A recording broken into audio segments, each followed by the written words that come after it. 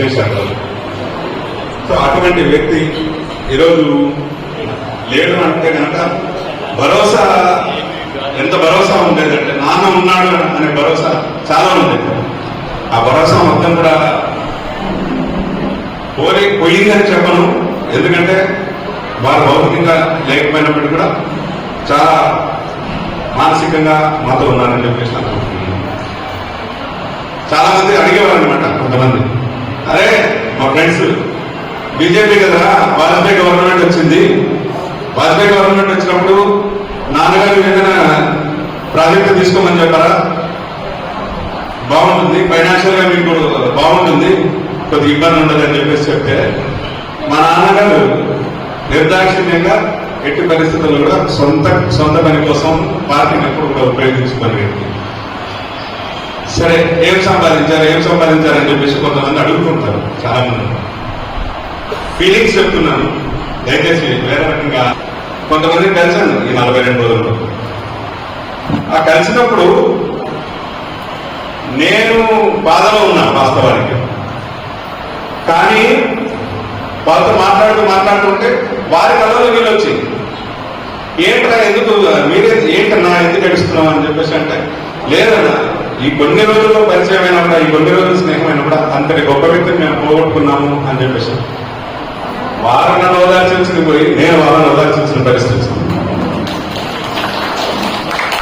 అదేవిధంగా ఇంకొక వ్యక్తిని కలిసి ఆ వ్యక్తి మాట్లాడుతూ ఎప్పుడు మామూలుగా సరదాగా మాట్లాడేవాడు, కళ్ళల్లోకి చూస్తూ తదేకంగా మాట్లాడుతున్నాడు. నాకు అర్థం కాలేదు, ఏంటి ఎప్పుడు ఇలా మాట్లాడలేదు కదా. ఒక 2 నిమిషాలు అట్లే చూస్తూ కళ్ళలో నీళ్లు రాదు. అన్నా ఏం కొత్తగా ప్రవర్తిస్తున్నావా, విచిత్రంగా ప్రవర్తిస్తున్నావా అని చెప్పేసి చెప్తే, లేదు విశ్వ నీలో నేను నాన్నని చూస్తున్నాను, చూడని కొంచెం అని చెప్పేసి నేను అనుకున్నా. అరే చాలా మంది ఏం సంపాదించారా అని చెప్పేసి అడిగారు, కానీ మాట్లాడుతున్నప్పుడు ఆ వ్యక్తుల కళ్ళల్లో వచ్చిన నీళ్లు చాలు మనకు ఏం సంపాదించారో తెలుసుకోవడానికి అని చెప్పేసి ఆ నిమిషం నేను అనుకున్నా. అలాంటి జీవితాన్ని మేము కూడా కంటిన్యూ చేయాలని చెప్పేసి అనుకుంటున్నాం. అదేవిధంగా అమ్మ ఎప్పుడు కూడా, నాన్న ఎప్పుడు సమాజంలోనే పనిచేస్తూ ఉంటాడు. పొద్దున్న లేస్తే ఎప్పుడు పోతాడో తెలియదు, ఎప్పుడు వస్తాడో తెలియదు, అసలు ఇంటి గురించి పట్టించుకోవాలని చెప్పేసి చిన్నప్పటి నుంచి మేము వింటూ అవే మాటలు మాకు కూడా అలవాటైపోయింది. ఏముంటుంది అమ్మ ఇవే మాటలు మాట్లాడుతుంటది, నాన్న పార్టీ కోసమో లేకపోతే సంఘటన కోసమో పోతుంటాడని చెప్పేసి అట్లా అంటూ నాన్న ఇంతకుముందు చెప్పారు, భాగవతం చెప్తూ చాలా మందికి సేవ చేస్తూ, ఉన్న డబ్బులన్నీ కూడా దానం చేస్తూ. కొంతమంది అంటారు మాతో సన్నిహితంగా ఉన్న వాళ్ళందరూ, అమ్మ కనుక స్ట్రిక్ట్ గా లేకపోతే మీకు ఆ ఇల్లు కూడా మిగిలేదు కదా అని చెప్పేసి, ఇల్లు కూడా అమ్మేసేవారు. అమ్మ పట్టుకొని ఉంది కాబట్టి మీకు ఇల్లు మిగిలింది, అమ్మ పట్టుకొని ఉంది కాబట్టి మీకు కొంత డబ్బు మిగిలింది, లేకపోతే ఏమి మిగలదు అని చెప్పేసి. కానీ నాన్న అవే పట్టించుకునేవాడు కదా, నాన్న నాకు భగవంతుడు ఇస్తాడు ఎట్లా ఉంటుంది అని చెప్పేసి. సరే నాన్న చనిపోయిన తర్వాత ఒక 4-5 రోజుల తర్వాత మళ్ళీ అమ్మని అడిగితే అమ్మ ప్రశాంతంగా ఉండు, మేము చూసుకుంటాం, అన్న నేను చూసుకుంటాం, నువ్వే ఇబ్బంది పడకు అని చెప్పేసి అంటే, అప్పుడు అమ్మ ఏమని సార్, అరే ఇన్నాళ్ళు నేను పట్టుకున్నాను, మీ నాన్న నాకు చెప్పేవాడు ఇంటికి గౌరవించినప్పుడు ఖచ్చితంగా భోజనం పెట్టు, ఎంతమంది వచ్చి కూడా భోజనం పెడుతూనే ఉండు అని చెప్పేసి. పట్టుకునే వ్యక్తి ఈరోజు వదులుకోవడానికి సిద్ధమైంది, ఇప్పుడు మేము పట్టుకోవాల్సి వస్తుంది. అట్లా ఒక గొప్ప వ్యక్తి ఆ రోజు ఉదయం జూన్ 4వ తేదీ ఉదయం పొద్దున్నే నేను రెగ్యులర్ గా భగవద్గీత క్లాస్ వింటూ ఉంటాను ఆన్లైన్లో. మార్నింగ్ 5 o'clock భగవద్గీత క్లాస్ జరుగుతుంది, 5:30కి స్నానం చేస్తున్నారు, నా కళ్ళ ముందర చూస్తున్నా. వెళ్ళారు, పాప నిద్ర లేపి వెళ్ళడం జరిగింది. వెళ్ళిన తర్వాత జస్ట్ ఒక 10 నిమిషాలుగా మళ్ళీ గుళ్ళో నుంచి ఎవరో వచ్చారు, అన్న నాన్న పడిపోయారు అని చెప్పేసి. నాన్న పడిపోవడం ఏంటబ్బా, అంత గట్టి మనిషి నాన్న పడిపోలే, అది చిరుధాన్యాలు తినే శరీరం అది, ఇంకొక 20 సంవత్సరాలు ఏం కాదు నాన్నకని చెప్పేసి అనుకుంటూనే మనసులో ఏదో ఆందోళనకు వెళ్ళారు. వెళ్ళిన తర్వాత అక్కడ కూర్చోబెట్టారు. అక్కడ ఉన్న వాళ్ళందరూ కూడా తెలిసిన వాళ్ళే కాబట్టి కూర్చోబెట్టారు, సపరేట్ చేస్తున్నారు. నేను కూడా సిఆర్పి చేసి నాన్న నోట్లో నోరు పెట్టి గాలి ఊది ఒక 4-5 సార్లు ఊది గట్టిగా నాన్న అని పిలిస్తే అప్పుడు అని చెప్పేసి పలికి జస్ట్ కళ్ళు కొద్దిగా ఓపెన్ చేసి తర్వాత అలాగే శాశ్వతంగా నా చేతుల్లోనే వారు శివైక్యం చెందడం జరిగింది.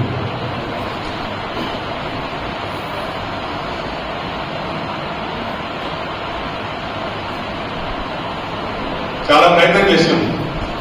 అరే 1 గంట సమయం ఇచ్చినా కూడా భగవంతుడు ఎక్కడ కాపాడుకుంటామో అని చెప్పేసి సాక్షాత్తు హరిహర దేవాలయంలో అక్కడ హరి ఉన్నాడు, హరుడు ఉన్నాడు,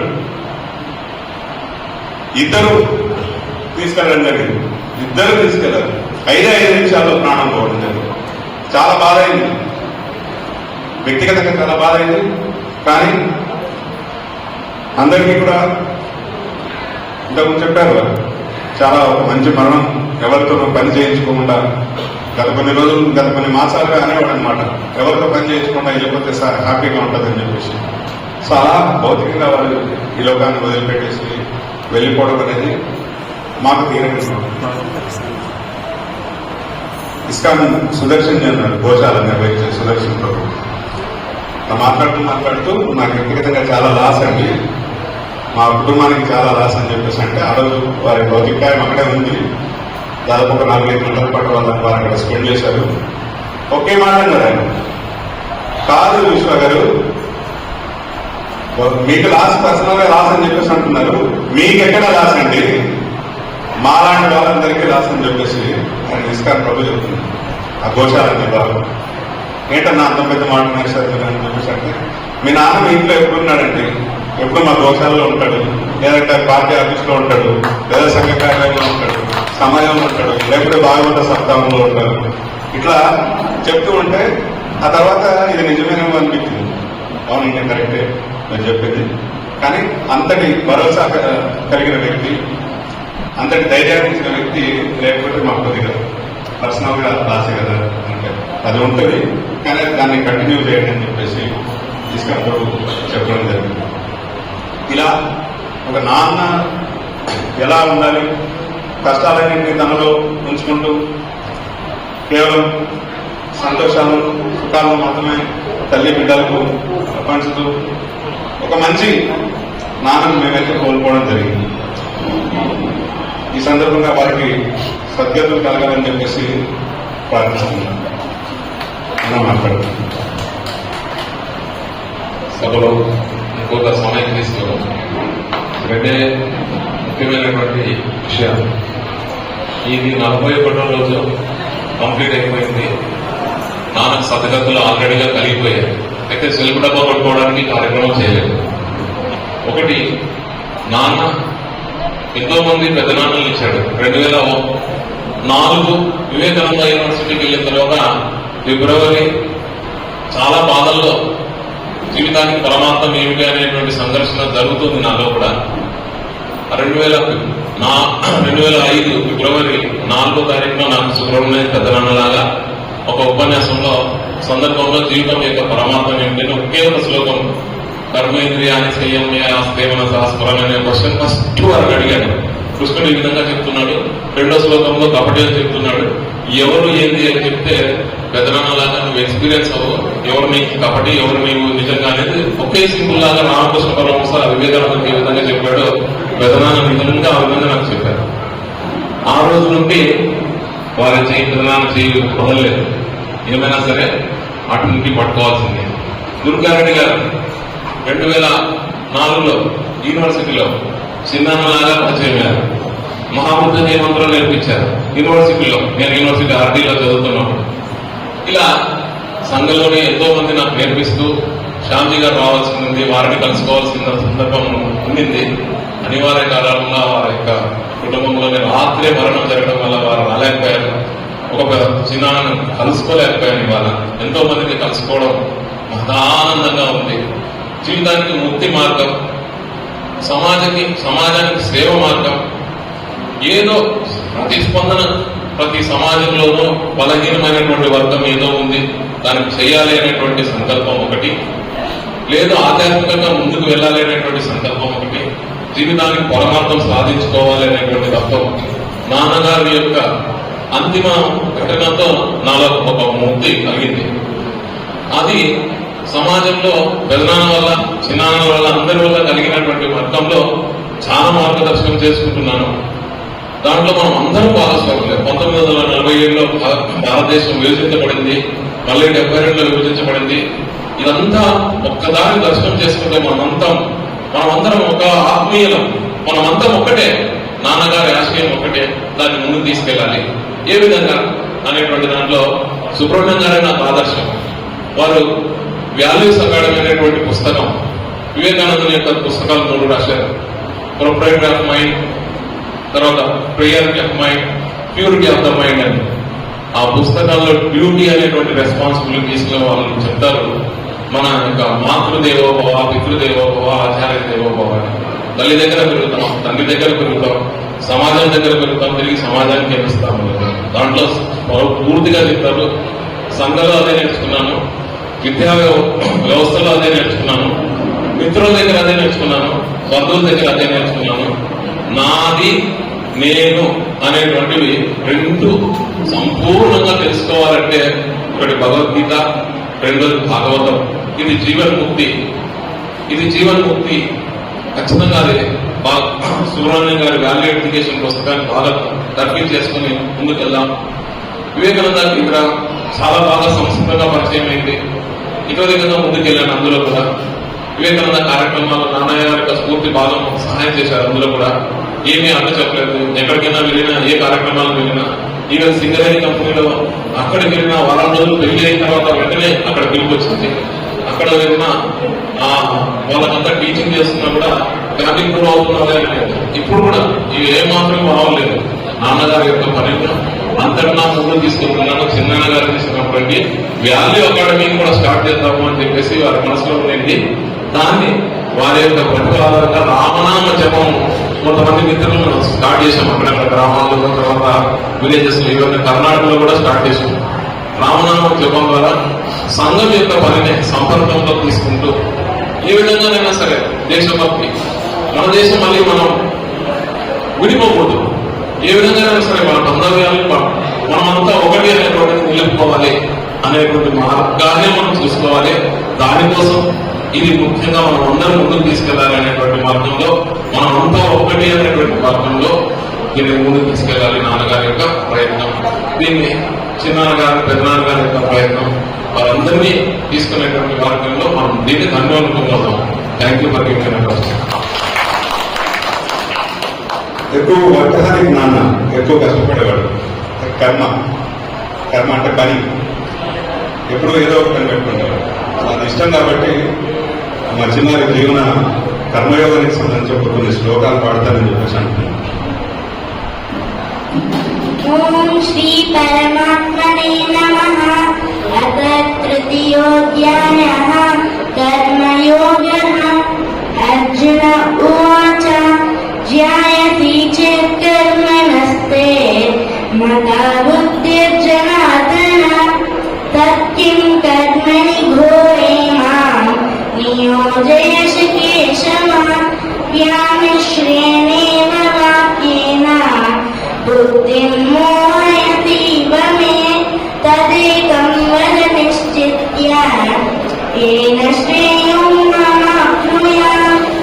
శ్రీ భగవానువాచ లోకేస్మిన్ వివిధా నిష్టా పురా ప్రోక్తా మయా నఘ. జ్ఞానయోగేన సాంఖ్యానాం కర్మయోగేన యోగినాం. న కర్మణామనారంభాత్ నైష్కర్యం పురుషోప్నుతే న చ సన్యసమాదేవ సిద్ధిం తమధిగచ్చతి. నహి కచ్చిత్ క్షణమపి జాతు తిష్టంతి కర్మకృత కార్యతే యవ సత్కర్మ సర్వప్రకృతిజైర్గుణైః.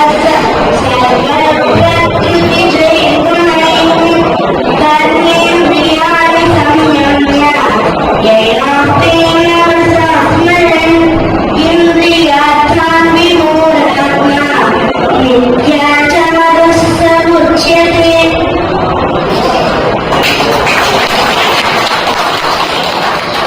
ధర్మస్థలం నుంచి సరస్వతి విద్యా మందిరం స్టూడెంట్ మేము. తను కూడా సరస్వతి విద్యా మందిరం స్టూడెంట్ ఇప్పుడు కూడా. అదేవిధంగా రాష్ట్రీయ స్వయం సేవక్ సంఘ్ RSS. ఇలా ఒక పాజిటివ్ రైట్ వింగ్ లో మేము వెళ్తూ మా కుటుంబాన్ని తీసుకెళ్లిన మా నాన్నగారిని మా కుటుంబాన్ని అదేవిధంగా పాజిటివ్ రైట్ వింగ్ లో తీసుకెళ్తూ అలాంటి మంచి లక్షణాలు నాకు ప్రసాదించిన మా నాన్నగారిని నేను కోరుకున్నది ఏంటంటే అందరూ జన్మరాహిత్యం అని చెప్పేసి అంటున్నారు. ఎందుకంటే హరిహర దేవాలయంలో చనిపోయారని చెప్పేసి చనిపోలేదు, శివైక్యం చెందారని చెప్పేసి అంటున్నారు. ఒకవేళ మళ్ళీ కనుక వారికి ఒక జన్మ ఉంటే మళ్ళీ వారికి మేము పుత్రులుగా జన్మించాలని చెప్పేసి కోరుకుంటున్నాం. ఇలా కార్యక్రమానికి వచ్చిన ప్రతి ఒక్కరికి కూడా రెడ్డి గారు క్లుప్తంగా మాత్రమే మాట్లాడదలుచుకున్నాను. చిన్నపరెడ్డి సంజీవరెడ్డి గారు గురించి అందరూ కూడా చాలా వివరంగా వివరించడం జరిగింది. పెద్దలు కొంపపాటి సుబ్రహ్మణ్యం గారు మాకు వివేకానంద యోగా యూనివర్సిటీ నుంచి మేము వివేకానంద యోగా కేంద్రం స్టార్ట్ చేసి దాదాపు 20 సంవత్సరాలు అయింది. 20 సంవత్సరాల నుండి కూడా సంస్థ చేసేటువంటి అన్ని కార్యక్రమాలలో మా హనుమంతరెడ్డి గారు ప్రధాన కార్యదర్శిగా ఉంటూ యోగా మాస్టర్ గా ఉంటూ ఒక అనంతపురం పట్టణంలోనే కాదు అనంతపురం జిల్లాలోనే వివేకానంద యోగా కేంద్రం ద్వారా యోగాకు సంబంధించిన కార్యక్రమాలు విస్తారంగా చేయడానికి కృషి చేశారు. అదేవిధంగా సమాజానికి ఒక మాణిక్యాల లాంటి ఇద్దరు పుత్రులని వారు తీర్చిదిద్దడంలో కృతజ్ఞతలు అయ్యారు. ఈరోజు ఇన్ని సంవత్సరాలు మార్గనిర్దేశంతో సమాజంలో ఒక గుర్తింపు పొందేటువంటి కార్యక్రమాలు నిర్వహిస్తున్నారంటే వీరిద్దరి యొక్క పెంపకంలో ఉన్నటువంటి తల్లిదండ్రుల యొక్క పాత్ర అమోఘము. సంజీవరెడ్డి గారు మేము ఎప్పుడు ఏ కార్యక్రమం పెట్టినా మేము ముఖ్యంగా హరిహర పార్క్ అంటే హరిహర దేవాలయం పక్కన ఉన్నటువంటి పార్కుకి స్వామి వివేకానంద నామకరణం చేయించి 150వ జయంతి సందర్భంగా అక్కడ వివేకానంద స్వామి గారి విగ్రహాన్ని కూడా ఏర్పాటు చేయడం జరిగింది. ఆ విషయంలో కూడా మాకు ఎంతో సపోర్ట్ వారిద్దరూ మాకు లభించింది. వాళ్ళ ఇంటి దగ్గర పక్కనే ఉండడం వల్ల కూడా ఆ పార్కులో నిర్వహించేటువంటి ప్రతి కార్యక్రమానికి స్వామి వివేకానికి సంబంధించినవి వచ్చి సంజయ్ రెడ్డి గారు ఎల్లవేళలా వారిద్దరి కన్నులు ఇద్దరు పుత్రులతో సహా ఎన్నో కార్యక్రమానికి కారణభూతమైనారు. మన సారు పార్థసారి గారు మిగతా వాళ్ళు చెప్పినట్టు మన సుదర్శన్ గారు చెప్పినట్టు వారు శివకైంకర్యం పొందడంలోనే అమోఘమైన పుణ్యమైన ఉంది అని భావించాలి. ఇప్పుడు ప్రతి వ్యక్తి కూడా మన జీవనంలో కొన్ని విషయాలు మాత్రము ఇలా జరిగితే బాగుంటుందని అనుకుంటాము. అందులో మరణం అనేది కూడా మనకు తెలియక వచ్చేటువంటి ఘట్టము. ఆ మరణం అనే ఘట్టంలో ఎలాంటి మానసికమైనటువంటి శారీరకమైనటువంటి కష్టం లేకుండా దేవుడు తీసుకెళ్తే చాలు మహద్భాగ్యం అని భావించేటువంటి ఈ సమాజంలో అలాంటి మహద్భాగ్యమైనటువంటి శివకైకర్యము పొందగలిగి రత్నాలు లాంటి ఇద్దరు పుత్రులను సమాజానికి ఇచ్చిన వారిని మానసికంగా దేవుడు ఎంతో అతని యొక్క ఆత్మకు శాంతి చేకూర్చాలని మీ అందరి తరఫున ఈ సందర్భంగా వివేకానంద యోగా కేంద్ర అధ్యక్షుడిగా రాజశేఖర రెడ్డి నా పేరు. 20 సంవత్సరాల నుండి వీరితో పుత్రులతో కూడా పరిచయం ఉన్న సంజీవరెడ్డి గారితో 40 సంవత్సరాలకు పూర్వం నుండి కూడా ఆయనతో నాకు పరిచయం ఉండడం జరిగింది.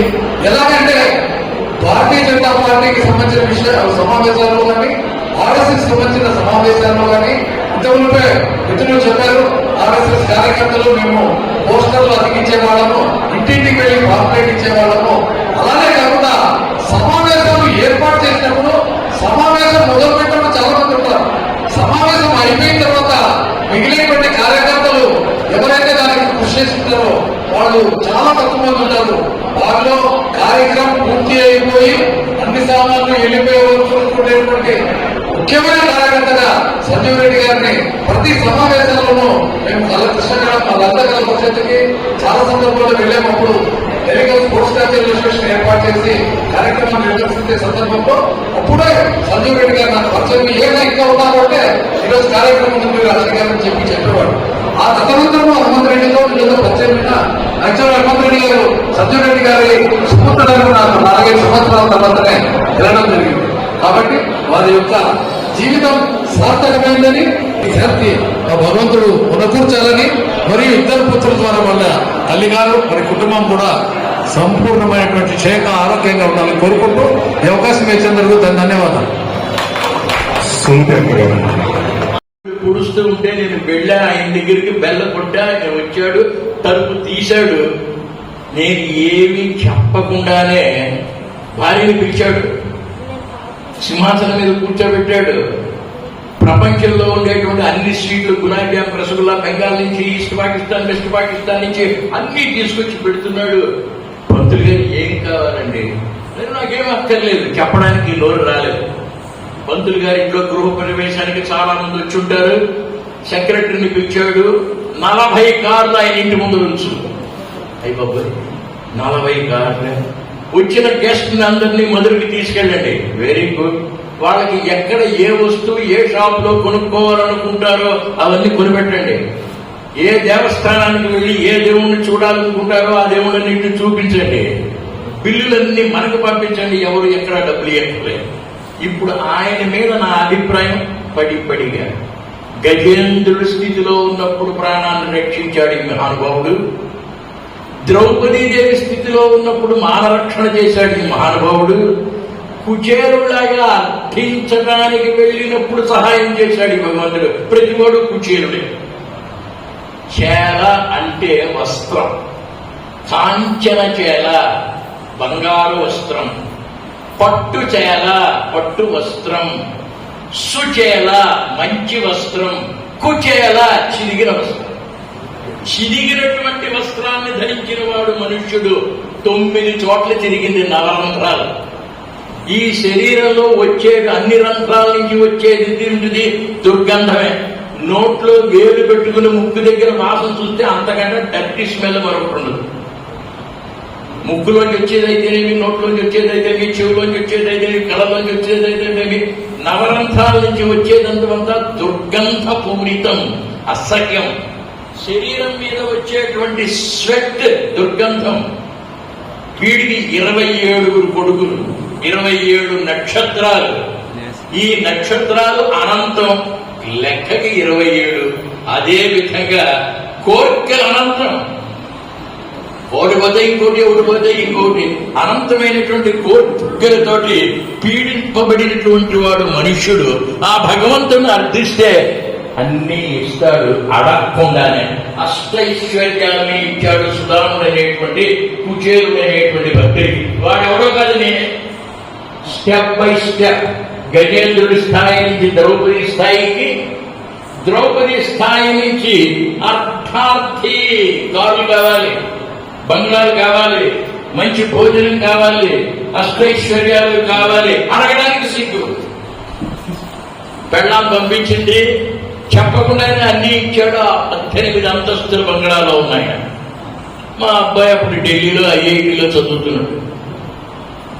ఆయన నాన్నగారు సోమవారం నాడు పొద్దున 10 గంటలకు మొదలు సెంటర్ కంపెనీలో ఇంటర్వ్యూ ఉంది. 7:30 నుంచి 9 గంటల వరకు దుర్ముహూర్తం, వచ్చాం, రాహుకాలం. ఊరికి 50 కిలోమీటర్ల దూరంలో ఇల్లు కట్టుకున్నారు. నేను 10 గంటలకు ఇంటర్వ్యూకి వెళ్ళాలంటే పొద్దుకే బస్సు లేదు, ట్యాక్సీ రాదు, ఆటో లేదు. ఏంటనుకున్నావా మీ నాన్నంటే? కోటీశ్వరుడు నా ఫ్రెండ్, శివుడు నా ఫ్రెండ్, రాముడు నా ఫ్రెండ్. తక్కువేమి మనకు రాముడు ఒక్కడుండు వరకు. గర్వం మనిషికి. ఎప్పుడైతే ప్రేమ అధికరిస్తుందో, భక్తి పెరుగుతూ ఉంటుందో, ఆ భగవంతుడి యొక్క అనుభవం మనిషికి వస్తూ ఉంటుందో, తెలియకుండానే ఒక విధమైనటువంటి గర్వం. నువ్వు రారా, సోమవారం పొద్దుట 9 గంటలకి ఆయన దగ్గరికి వెడతాను, బెల్ కొడతాను, ఆయన వస్తాడు, కారు ఏసీ కారు ఇస్తాడు, 40 నిమిషాల్లో తీసి ఆఫీసుకు తీసుకెళ్ళి దింపుతాడు. ధీమా నాకున్నాడు దేవుడు. ఆ భక్తి వల్ల మనిషికి కలిగేటువంటిది ధైర్యం. వచ్చాడు మా అబ్బాయి ఆదివారం సాయంత్రం, సోమవారం పొద్దుట వెళ్ళా 9 గంటలకి, కాలింగ్ బెల్ నొక్క, ఆయన వచ్చాడు.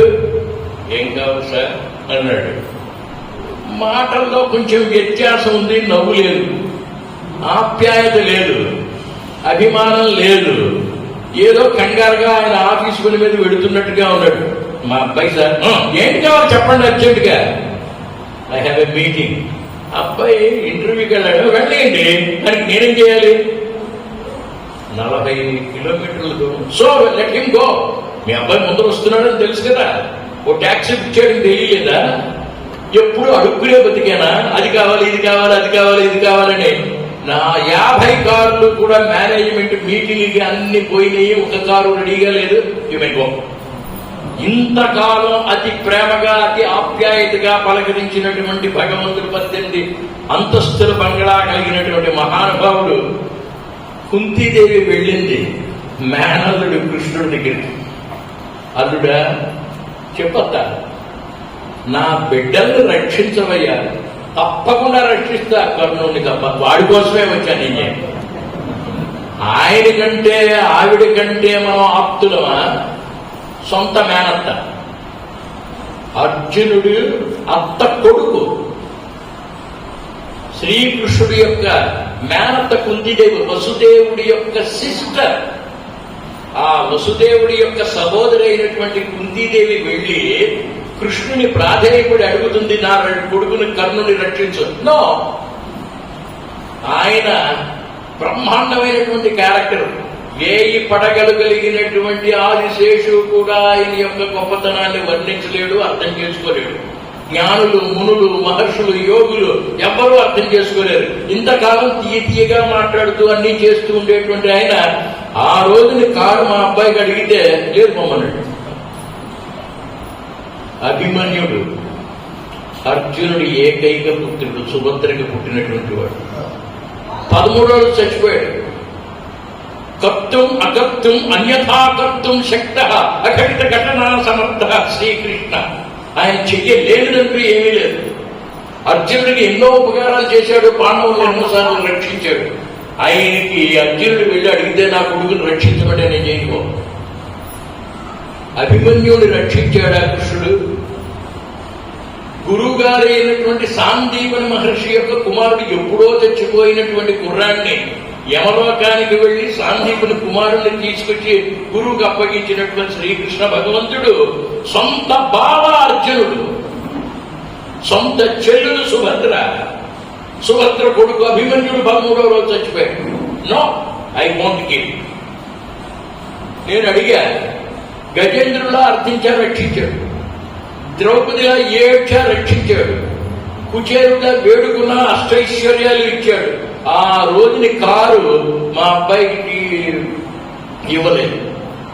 ఇప్పుడు ఇన్ని సంవత్సరాలుగా భక్తుడిగా ఉన్నటువంటి నేను ఈ గుడికి వెళ్ళలేకూడదు, ఈయన నాకు ఏం చేశాడు కనుకనే నాస్తికుడిగా మారాలా, ఇంకా దండాలు పెడుతూ ఉండాలా? ఇది సందిగ్ధావస్థ. అసలు ఎందుకు ఈయన ఇలా ఏడిపిస్తున్నాడు? ఇంత క్రితం ఆ గుడి చూస్తేనే నమస్కారం పెట్టే నేను, 18 అంతస్తుల బంగళా చూస్తేనే నమస్కారం పెట్టే నేను, ఎవరు ఎక్కడ విష్ణు సహస్రం చదువుతున్నా, శివ సహస్రం చదువుతున్నా నమస్కారం పెట్టేటువంటి నేను ఇప్పుడు నాస్తికుడు. ఓ రోజున ఇంట్లోంచి బయటకు పెడుతుంటే ఆయన కారు వచ్చింది, ఆపాడు. పంతులు గారు ఎలా ఉన్నారు? ఎలా ఉంది నీకే? పాపం, మీకు అమ్మాయి ఉండాలి కదండి. అవునండి. ఆ అమ్మాయి గర్భిణి కదండి. అయితే నీకే? డెలివరీ టైం పక్కకు వచ్చింది కదండి. అయితే వెంటనే సెక్రటరీని పిలిచాడు. పంతులు గారి ఇంటి చుట్టూ ఒక అంబులెన్స్, 2 అంబులెన్స్ రెడీగా పెట్టారు. 10 మంది డాక్టర్లను ఇక్కడే పెట్టు, 40 మంది నర్సులను ఇక్కడే పెట్టు, అన్నీ అరేంజ్ చేయి. నాకు మనసులో ఆ రోజు ఆరుడికి తెచ్చావు, ఇవన్నీ కావాలా? ఇలా ఉన్నప్పుడు అసలు నువ్వు నాతో ఎందుకు వేళపడాడుతున్నావు? నువ్వు నిజంగా దేవుడివేనా? నిజంగా నీకు నా మీద ప్రేమ ఉందా? ఎందుకు ఇలా నన్ను ఏడిపిస్తావు, పరీక్షిస్తావు? దీన్ని జిజ్ఞాసు అంటారు. ఆయన గురించి పరిపూర్ణంగా తెలుసుకునేటువంటి కోరిక ఉద్ధవుడు అనేటువంటి వాడు ఉన్నాడు భాగవతంలో. కృష్ణ, నువ్వు నిజంగా గొప్ప బాలుడివేనా? నువ్వు అందరికీ మాయను కప్పుతున్నావు. 6 ఏళ్ల కుర్రాడుగా ఉన్నప్పుడు పెద్ద పర్వతాన్ని పైకెత్తావు. నువ్వెవరివి? నువ్వెవరివి? ఈ ప్రశ్న ఎక్కువగా వస్తుంటుంది. మొదట్లో గజేంద్రుడు, తర్వాత ద్రౌపది, తర్వాత కుచేలుడు. ఇప్పుడు నువ్వెవరు అని తెలుసుకోవడానికి ఆకాంక్ష, దాన్ని జిజ్ఞాస. ఆయన చెప్పడు. బాంబే నుంచి పూనా వెళ్లే దారిలో టనెల్స్ ఉంటాయి. దారి చూపించేట్టున్నట్టు ఒక ఆయన. అందరూ ఆ వెలుగులో పెడుతున్నారు, వస్తున్నారు. ఎప్పుడూ అడగలేదు. ఎవడో నాలాంటి కొట్టుగాడు, మీలాంటి కొట్టుగాడు. ఇన్ని సంవత్సరాలుగా ఏకాంతంగా కూర్చుని ఇంతమందికి దారి చూపిస్తున్నావే, ఎవరు నువ్వు? ఎవరైతే నీకెందుకే అంటున్నాడు. నేను ఇక్కడి నుంచి వెళ్ళను, నువ్వెవరో చెప్పు. ఓ రోజు వెళ్ళా, బెల్ల కొట్టా. ఆయన వచ్చాడు. సార్, మీకు నాకు ఏం సంబంధం? ఎందుకు నా జీవితంతో ఆడుకుంటున్నారు? కొన్నిసార్లు ఇస్తున్నారు, కొన్నిసార్లు ఇవ్వనంటున్నారు. నువ్వెవరో నాకు అర్థం కావట్లేదు. అసలు మన ఇద్దరికి ఏమిటి సంబంధ బాంధవ్యం అని నిలదీసి అడిగితే, why do you worry, go నో ఎవడం. అప్పుడు చెప్పాడు ఆ మహానుభావుడు, నువ్వెవరు, నేనెవరు నాకు తెలుసు. అర్జునుడితోటి కృష్ణుడు చెబుతాడు చివరి, I know who I am, I know who you are. నువ్వెవరమని నాకు తెలుసు, నేనెవరినని కూడా నాకు తెలుసు. మన ఇద్దరం కవల పిల్లలం. నువ్వు జీవాత్మ, నేను పరమాత్మ. చిన్నప్పుడు నువ్వు మారిపోయావు, ప్రపంచంలో చిక్కుకున్నావు, మాయలు అనుభవిస్తున్నావు, ఏడుస్తున్నావు. అయితే నువ్వు ఎక్కడ పుట్టావో, ఎలా ఉన్నావో నేను గమనిస్తూనే ఉన్నాను. ఏదో ఒక రోజు నువ్వు అడుగుతావని నాకు తెలుసు. భగవద్గీతలో కృష్ణుడిని అడుగుతాడు అర్జునుడు, ఎవరు? కృష్ణుడు చెబుతాడు, మమై మాంసో జీవలోకే జీవభూత సనాతన, మై సర్వాణి కర్మాణి అన్ని నాకు తెలుసయ్యా. అప్పుడు ఆ టనల్లో తన ముఖం మీద టార్చ్ లైట్ ఆయన దయతోటి ఆయన ముఖం మీద వేసుకుంటేనే ఆయన ఎవరని నాకు తెలుసు. నీ కృపతోటి నీ కొండకి నువ్వే రప్పించుకో, నువ్వెవరని నాకు తెలియచేయి. ఇది జ్ఞానం. బాగవుతామంటే చతుర్విధ భజతే మా, ఆర్త, జిజ్ఞాసు, అర్థార్థి, జ్ఞానీచ భరతర్షభ. ప్రహ్లాదుడు ఇందుగలనందు లేడు. ఓహో, నువ్వేనేనా, నేనే నువ్వా? ఆ స్థితికి తెలుసుకునేటట్టుగా చేసేటువంటి పుస్తకం భాగవతం. అందుచేత భాగవతం అది తెలియచెప్పేటువంటిది త్యాగం వల్ల కలిగేటువంటి భగవద్గీత. ఆ గీతను అధ్యయనం చేసి భేదాలన్నింటినీ దాటి మనం ఎవరు, ఆయన ఎవరు అని తెలుసుకున్నట్లయితే బాగోయిన వాళ్ళం అవుతాం, బాగవుతాం. సంజీవరెడ్డి గారు తన జీవితంలో అన్ని విధాలైనటువంటి స్థాయిల్ని అధిగమించి ఆ భగవంతుడి యొక్క సాక్షాత్కారాన్ని పొంది జ్ఞానం సంపాదించారు. ఆ జ్ఞానంలో ఉన్నందువల్లే శరీరానికి శ్రమ లేకుండా అనాయాసేన మరణం, వినా దైన్యేన జీవనం. ఒకటి దగ్గర భవతి భిక్షాందేహిని అర్థించి ఏడ్చేటువంటి దౌర్భాగ్య జీవితం లేకుండా, ఎవరి యొక్క సహాయం లేకుండా అనాయాసంగా ఎవరు పోతారో వారు జ్ఞానులు. బాగైనటువంటి వాళ్ళు భగవద్గీతలో చెప్పినటువంటి ఆ ఒక్క శ్లోకం, ఆర్తో జిజ్ఞాసురర్థార్థి జ్ఞానీంచ భరతర్షభ, మన జీవితాలలో జరిగేటువంటి సంభవాలన్నింటినీ క్రోడీకరించినట్లయితే, కోఆర్డినేట్ చేసినట్లయితే భాగవతము అర్థమవుతుంది, భగవద్గీత అర్థమవుతుంది, వేదాంతం అర్థమవుతుంది. వేదాంతం తెలుసుకోవడం వల్ల ఏమిటి లాభం? అంతా మన మంచికే. ఆ భగవంతుడు ఎప్పుడు మనకి కష్టాన్ని ఇవ్వడు. మనం అర్థం చేసుకోవడంలో లోపం. ఆ భగవంతుడిని పరిపూర్ణంగా అర్థం చేసుకుని ఆయన సాక్షాత్కారాన్ని సంపాదించి జ్ఞానులుగా భక్తి మార్గంలో ముక్తికి సంపాదించినట్లయితే బాగవుతాం. ఆ భాగవతాన్ని చదువుకుంటూ బాగయ్యి ఆయన భగవంతుడిని సమీపించాడు. ఆయనకి శాశ్వత విష్ణు సాక్షాత్కారం కలగాలి, అలాగే ఉండాలని ఆశిస్తూ ఆ కుటుంబాన్ని ఆశీర్వదిస్తూ నాకు ఈ అవకాశాన్ని ఇచ్చిన పెద్దలందరికీ నమస్కారం చెబుతూ నమో నమః.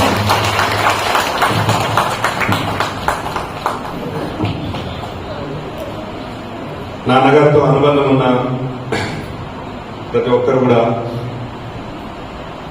సుబ్రహ్మణ్యం గారు జీవితం యొక్క పరిపూర్ణత్వం గురించి